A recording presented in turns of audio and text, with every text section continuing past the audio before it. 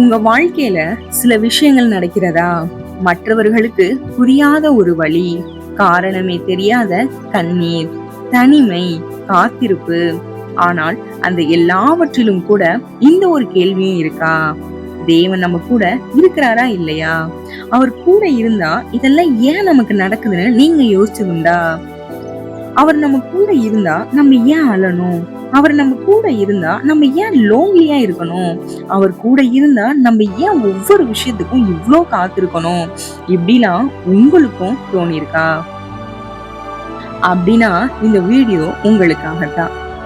இன்னைக்கு இந்த வீடியோவை நீங்க பாக்குறீங்கன்னா அது தற்செயல் கிடையாது. உங்க மனசுல ஒரு பாரம் இருக்கு. யாருமே என்ன புரிஞ்சுக்கல, நான் தனியா இருக்கேனுங்கிற பயம் உங்களுக்குள்ள இருக்கலாம். ஆனா நான் ஒண்ணு சொல்றேன், நீங்க தனியா இல்ல. தேவன் உங்க கூடவே தான் இருக்கிறாரு. ஏசப்பா உங்க கூட தான் இருக்கிறாரு. உங்க கூடவே இருக்கிறார் என்பதற்கான அறிகுறிகளை பற்றி தான் இந்த வீடியோல நம்ம பார்க்க போறோம். வீடியோவை ஸ்கிப் பண்ணாம கடைசி வரைக்கும் பாருங்க. உங்க வாழ்க்கையில ஒரு பெரிய மாற்றம் காத்துட்டு இருக்கு. தேவன் உங்க கூட இருக்கிறாருன்றதுக்கான முதல் அறிகுறி என்ன தெரியுமா? காரணம் இல்லாத தண்ணி. நீங்க இத ஃபீல் பண்ணிருக்கீங்களா? நம்ம ப்ரேயர் பண்ணலான்னு தான் போவோம், ஆனா காரணமே தெரியாது. நம்ம கண்கள்ல இருந்து தண்ணி ஊத்திக்கிட்டே இருக்கும். சில நேரம் கண்ட்ரோல் கூட நம்மளால பண்ண முடியாது. வார்த்தை வராது. நம்ம என்ன ப்ரேயர் பண்றோம்னு கூட தெரியாது. நம்ம அழுதுட்டு மட்டும்தான் இருப்போம். அது ஏன் தெரியுமா? அப்படின்னா ஆவியானவர் உங்களுக்காக வேண்டுதல் பண்றாருன்னு அர்த்தம்.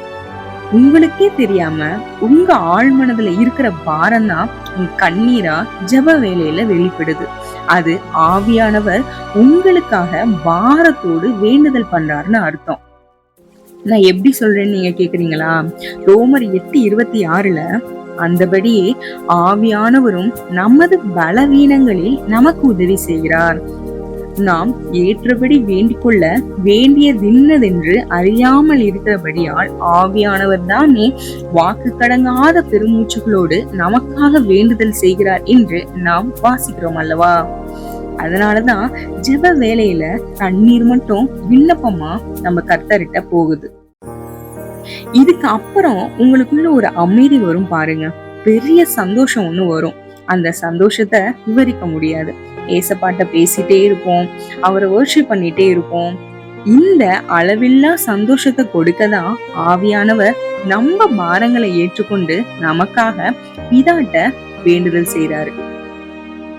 எல்லா சூழ்நிலைகளும் குழப்பமா இருந்தாலும் உங்க உள்ளத்துல ஒரு நிம்மதிப்பு இருக்குல்ல, அதுதான். அது மட்டும் இல்லாம பிலிப்பியர் 4:7 சொல்றது போல மனுஷ அறிவுக்கு எட்டாத தேவ சமாதானம் உங்களுக்கு கிடைச்சிருக்குல்ல, அதுதான் தேவன் உங்க கூட இருக்கிறாருங்கிறதற்கான முதல் அடையாளம். ஒரு கப்பல் புயல்ல சிக்கி தவிக்கும் போது கேப்டன் அமைதியா இருந்தா அதுதான் அந்த கப்பல் காப்பாற்றப்படுங்கிற நம்பிக்கை. அதே போல உங்க பிரச்சனைகளிலும் நீங்க அமைதியா இருக்கீங்கன்னா அது தேவன் உங்களுக்கு தரும் பலம். கண்ணீரோட விதைக்கிறவர்கள் சந்தோஷத்தோட அறுப்பார்கள் என்று சங்கீதம் 126:5 நாம் வாசிக்கிறோம் அல்லவா? நீங்க கண்ணீரோடு விதைக்கிற எல்லாத்தையுமே ஒரு நாள் கம்பீரத்தோட அறுப்பீர்கள் இயேசுவின் நாமத்தினால. இதே போலதான் ஒரு பெண் ஒவ்வொரு இரவும் அமைதியாக அழுவாங்க. யாருக்கும் தெரியாம. ஏன் அழுகுறாங்க, எதுக்கு அழுகுறாங்கன்னு அவங்களுக்கே தெரியாது. ஏதோ ஒரு வாரம் அவங்கள அழுத்திட்டே இருக்கும். யாருக்கிட்டையும் சொல்ல முடியாத வழி. வெளியில சிரிச்சுட்டே இருந்தாலும் உள்ள உடைஞ்சிருக்கிறாங்க. உள்ள உடைந்த இதயத்தோட ஒவ்வொரு நாளும் வாழ்ந்துட்டு இருக்கிறாங்க. ஒரு நாள் அவங்க பிரேயர்ல இப்படிலாம் கேட்டுட்டு அப்படியே தூங்கிட்டாங்க. என்ன தெரியுமா? தேவனே, நான் இவ்வளவு அழுகுறேன், நீங்க பாத்துட்டே இருக்கீங்களே, என் கண்ணீர் கூட உங்களுக்கு தெரியலையா? ஏன் நான் அழுகுறேன்னு எனக்கே தெரியலையே அப்படின்னு சொல்லிட்டு தூங்கிட்டாங்க. மறுநாள் காலையில அவங்க பைபிள் எடுத்து ரீட் பண்ணும்போது ஓபன் செஞ்ச உடனேயே வந்த வசனம் என்ன? உன் கண்ணீரை நான் கண்டேன். அந்த நிமிடத்துல அவங்க உணர்ந்தாங்க, நான் தனியா இல்ல, எல்லா சூழ்நிலையிலும் என்னை பார்க்க, என்னை நேசிக்க ஒருத்தர் கூட இருக்கிறாரு அப்படின்னு. நைட் ஜெபம் பண்ணிட்டு படுத்தோம். காலையில கர்த்தர் நம்ம கூட பேசுறாரு. அப்போ ஏசப்பா நம்ம பேசுற ஜெபிக்கிற எல்லாம் கேக்குறாங்க, கேட்டுட்டுதான் இருக்காங்கன்னு அவங்களுக்குள்ள ஒரு அளவில்லாத சந்தோஷம். அந்த டே அவங்களுக்கு ஆசீர்வாதமா சந்தோஷமா இருந்துச்சு. அதே போலதான் நீங்க அழுத ஒவ்வொரு இரவும் தேவன் அமைதியாக பார்த்து கொண்டிருக்கல. அவர் உங்கள் கண்ணீரை எண்ணுகிறார். அவருடைய கணக்கில், அவருடைய துருத்தியில் உங்கள் கண்ணீர் உண்டு. அதனால கவலைப்படாதீர்கள். இரண்டாவது அறிகுறி என்ன தெரியுமா? எல்லாரும் விட்டு போனாலும் நீங்க மட்டும் இன்னும் நிப்பீங்க. உங்களுக்கு தோணும், நமக்கு மட்டும்தான் பிரச்சனையா வருமா, ஒண்ணு போனா ஒண்ணுன்னு வந்துட்டே இருக்குன்னு தோணும். ஆனா இது எல்லாத்தையும் நீங்க ஜெயம் எடுப்பீங்க, எல்லாத்தையும் ஈஸியா தாண்டுவீங்க. அது ஏன் தெரியுமா? கர்த்தர் சொல்றாரு, நான் உன்னை விட்டு விலகுவதும் இல்லை, உன்னை கைவிடுவதும் இல்லை என்று எபிரேயர் 13:5 நாம் வாசிக்கிறோம். இது ஒரு வெறும் வசனம் இல்ல, உங்க வாழ்க்கையில, என்னோட வாழ்க்கையில நடந்த உண்மை. கர்த்தர் நம்ம கூடவே இருக்கனாலதான் எல்லாத்தையும் நம்மளால தாண்ட முடியுது. சரியான நேரத்துல சரியான முடிவை எடுக்க ஒரு குரல் உங்களுக்குள்ள ஒலிக்கும். நீதிமொழிகள் 3:5-6 வாசிக்கும் போது, உன் முழு இருதயத்தோடும் கர்த்தரை நம்பு, அவர் உன் பாதைகளை செவ்வைப்படுத்துவார். நீங்க ஒரு பாதையை தேர்ந்தெடுக்க முயற்சிக்கும் போது தடையோ அல்லது கதவு திறக்கப்படுதலோ நடந்தால் அது தேவனின் வழி நடத்துதல். எனக்கு தெரிந்த ஒரு பையன் இருந்தான். அவன் வேலை இல்லாம இருந்தான். அதனால நண்பர்கள் அவனை விட்டு விலகிட்டாங்க. உறவுகளும் இவனுக்கு வேலையே இல்லை அப்படின்னு மாறிட்டாங்க. அவருக்கு வாழ்க்கை முடிந்தது போல தோன்றியது. ஆனா அவர் முழுமையாக உடைந்து போகல. ஏன் தெரியுமா? ஏனெனில் தேவன் இன்னும் அவரோடு கூட இருந்தார். சாத்தான் உங்களை அழிக்க நினைத்திருந்தால் நீங்கள் இப்போது உயிரோடு இருக்க மாட்டீங்க. நீங்க இன்னும் நிற்கிறீங்கன்னா தேவன் இன்னும் உங்களை பிடித்து கொண்டு இருக்கிறார்னு அர்த்தம். மூன்றாவது அறிகுறி என்ன தெரியுமா? நீண்ட கால காத்திருப்பு. அந்த காத்திருப்புலயும் தேவனோட வழி நடத்துதல் இருக்கும். அது மட்டும் இல்லாம நீங்க எதிர்பார்க்காத பல ஆபத்துகள்ல இருந்து நீங்க தப்பிச்சிருப்பீங்க. அதுதான் தேவ பாதுகாப்பு. கர்த்தருக்கு காத்திருக்கிறவர்கள் புதிய பலன் அடைவார்கள் என்று ஏசாயா 40:31 நாம் வாசிக்கிறோம் இல்லையா? உதாரணமாக வேதாகமத்தில் கூட யோசேப்பு ஒரு கனவு கண்டான். ஆனால் உடனே ஆசீர்வாதம் வரவில்லை. அவமானம் வந்தது, சிறை வந்தது, தனிமை வந்தது. ஆனால் அந்த காத்திருப்பு காலத்தில் தான் தேவன் அவரை பெரிய இடத்திற்கு தயாரித்தார். ஒருவேளை உங்கள் தாமதம் தண்டனை அல்ல, அது தயாரிப்பு. தேவன் உங்களை உயரமான இடத்திற்கு தயாரிக்கிறார். நான்காவது அறிகுறி திடீரென வரும் சமாதானம். நீங்க அழுதுட்டு இருக்கும்போது திடீர்னு ஒரு நம்பிக்கை வந்து மனசு லேசாகுமே, அதுதான் தேவனோட ஆறுதல். அவர் உங்களை அரவணைக்கிறார்னு அர்த்தம். ஒரு பெண், அவளின் வாழ்க்கை முழுவதும் பிரச்சனை. ஆனா ஒரு நாள் ஜெபித்த போது அவளுக்கு காரணமே இல்லாம அமைதி வந்தது. பிரச்சனை இன்னும் இருந்துச்சு, ஆனா பயம் இல்லை. ஏனெனில் தேவன் அவ கூட இருந்தார். சில நேரங்களில் தேவன் முதலில் பிரச்சனையை மாற்ற மாட்டார்.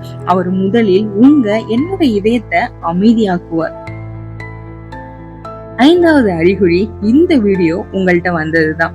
நான் உன்னை என் உள்ளங்கைகளில் வரைந்திருக்கிறேன் என்று ஏசாயா 49:16 கர்த்தர் நம்மை பார்த்து சொல்லுகிறார்.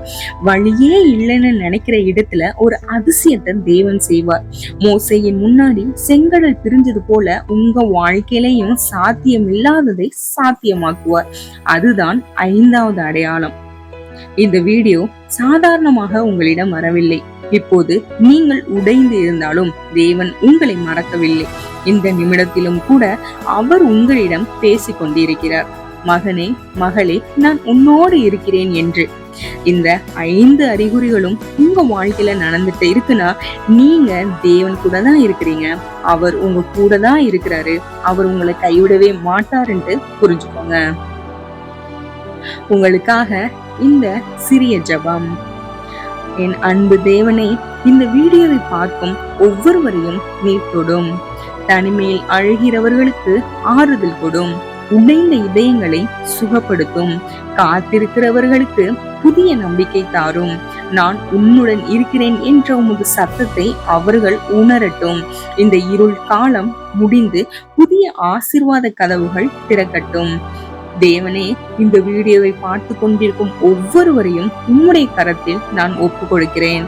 இவங்க மனசுல இருக்கிற பாரம், பயம் எல்லாத்தையும் நீக்கி உம்மோடு இருக்கிறோங்கிற அந்த உணர்வை இவர்களுக்கு கொடுத்து இவங்க வாழ்க்கையில ஒரு பெரிய அற்புதம் செய்யுங்கப்பா. இவங்க காத்திருப்புக்கு ஒரு நல்ல முடிவு கொடுங்க. இயேசுவின் நாமத்தில் ஜெபிக்கிறோம் என் ஜீவனுள்ள பரிசுத்த நல்ல பிதாவே, ஆமேன். நீங்கள் தனியா இல்ல, தேவன் இன்னும் உங்களுடன் இருக்கிறார். கர்த்தர் தாமே உங்களை ஆசீர்வதிப்பாராக. ஆமேன்.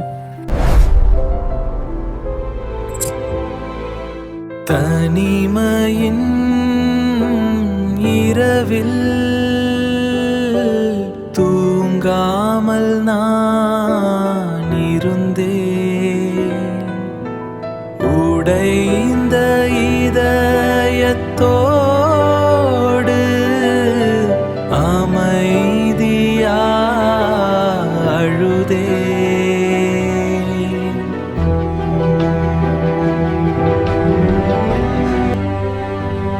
தனிமையின் இரவில் தூங்காமல் நான் இருந்தேன். உடைந்த இதயத்தோடு அமைதியா அழுதேன். மகளே, உன் கண்ணீரை நான் காண்கிறேன். ஆண்டவரே, நீர் என் வெளிச்சம், நான் என்றும் உன்னோடு இருக்கிறேன். தவிக்கிறாயா? அவர் உன்னை கைவிட மாட்டார். உன் கண்ணீர் துடைக்கப்படும். இது புதிய விடியல். எழும்பி பிரகாசி.